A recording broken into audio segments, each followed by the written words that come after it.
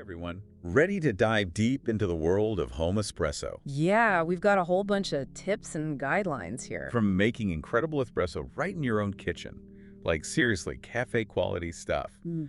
Are you ready for some aromatherapy? Once you taste truly great espresso Whoa, yeah. that you made yourself, it's hard to go back to anything else. I bet.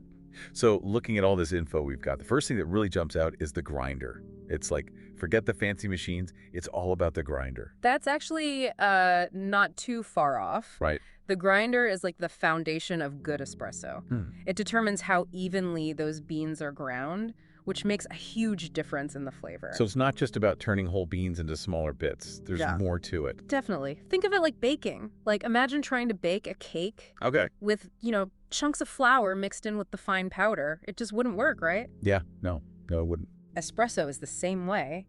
If you have an inconsistent grind size, the water's going to extract those flavors unevenly, and you end up with a bitter or sour shot. Yeah, no thanks. Yeah. So we want cake level consistency here. What kind of grinder should we be looking for? Conical burr grinders are the gold standard. Yeah. They use two cone-shaped burrs, Okay. and they grind the beans uniformly, so you get that perfect consistency. Plus, they have adjustable settings, so you can, fine-tune Oh, nice. the grind size for espresso. Any particular models you'd recommend? Absolutely. The Barazza Virtuoso Plus is a really solid choice. It's reliable, produces a great ground, and it's not going to break the bank. I like that. If you want to step up your game, Yeah. the Time More Chestnut X is fantastic. Ooh. It's known for low retention, which means less coffee waste. I am all about saving those precious beans. So grinder sorted. What's next in our espresso quest? Beans, of course. Of course. But not just any beans. We're talking fresh, specialty grade beans, specifically roasted for espresso. Hold on. I got to back up a sec. What makes specialty grade so special? Well, it all boils down to quality control. Hmm. Those beans are graded and sorted to ensure they meet the highest standards Okay. for flavor and aroma. They're often sourced from specific farms or regions, that are known for producing exceptional coffee. Cool. Okay, so what about the espresso roast label? What does that even mean? Espresso roasts are typically roasted for a longer time Okay. and at higher temperatures than, say, beans meant for drip coffee. Okay. So this creates a darker roast that has a bolder, more intense flavor profile. Interesting. They're designed to, hold up well under the pressure of espresso brewing. Ah, that makes sense. So how important is that roast date we see on the bag? Really important. You want to pay attention to that. Okay. Coffee beans are at their peak freshness about 2 to 4 weeks after roasting. Gotcha. After that, they start to release gases, which can impact the flavor, and your espresso can start tasting stale. Okay, so fresh, specialty grade espresso roast. Got it. Now let's talk about the heart of the operation, the espresso machine. Right, it can be a little daunting. Yep. But choosing the right machine, it really depends on your budget Okay. and how consistent you want your espresso to be. So tell me about these different types of machines. What's the deal with heat exchange versus boiler systems? So a heat exchange machine, Uh, it uses a single boiler to heat the water for brewing and the steam for frothing milk. It's more affordable, That's good. but the temperature can fluctuate a bit, so, maybe less consistent shots. I see. And what about boiler systems? Boiler systems, they either have two separate boilers Uh-huh. or one very powerful single boiler that can maintain those consistent temperatures Okay. for both brewing and steaming. So more stability, faster recovery times, but they are more expensive. Okay, so it's kind of like the grinder situation. Consistency is key. Yeah. If someone's just starting out, what would you recommend they prioritize? For a beginner, I'd say focus on that good grinder and quality beans. Okay. You can get a decent heat exchange machine to start and then upgrade to a boiler system later on. Makes sense. Okay, now for the moment of truth. We've got our grinder, our beans, our machine. Let's make some espresso. Can you walk us through the ritual? Of course. First up, you grind those beans fresh. Okay. Aim for a fine grind, like powdered sugar.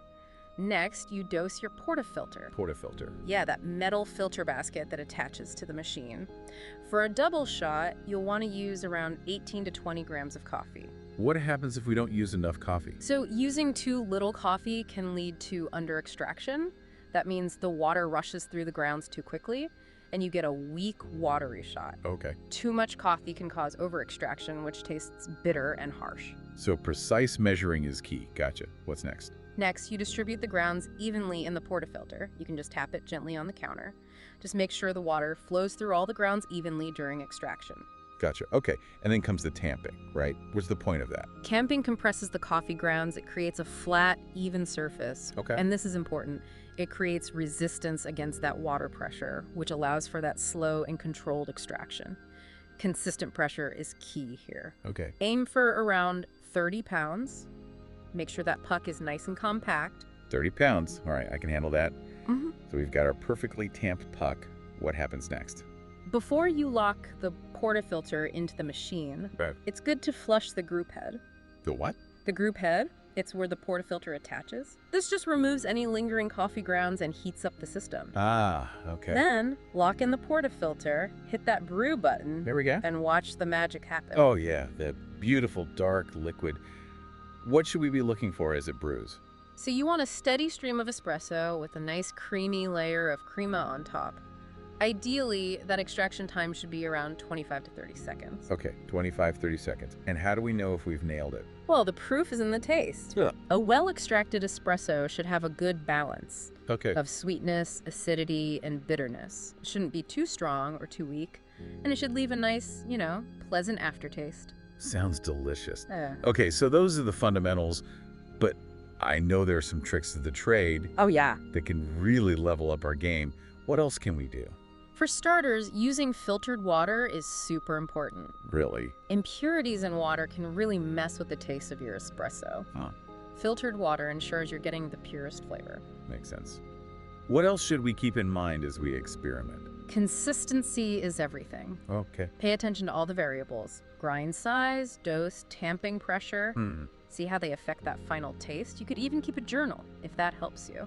That's a good idea. And don't be afraid to play around with different coffee bean origins. Each region has its own unique flavor profiles. Yeah, explore. It can really open up your espresso world. I love that. Any other pro tips? Some machines have a feature called pre-infusion. Basically, the machine wets the coffee grounds with a little bit of water Right. before the full pressure kicks in. This helps create a more even extraction and prevents channeling. Channeling is where the water just finds the path of least resistance through the coffee puck. Interesting. So we've covered a lot of ground here. Any parting words of wisdom for aspiring home baristas? Yeah, be patient, have fun, and don't be afraid to experiment. Yes. Mastering espresso is all about trial and error. The more you practice, the better you'll get at dialing in those perfect shots. So what are you most excited to try in your espresso journey? Let us know. Maybe we can do a deep dive into milk steaming techniques next. Ooh, yeah, and then you can get into latte art. Imagine swirling perfectly textured milk into your latte art. The possibilities are endless. There's a whole world out there. Have you ever thought about the ethical sourcing of your beans? Ooh, that's a good one. Yeah, that's a whole other deep dive. For another day, maybe. All right. Happy brewing, everyone. Cheers.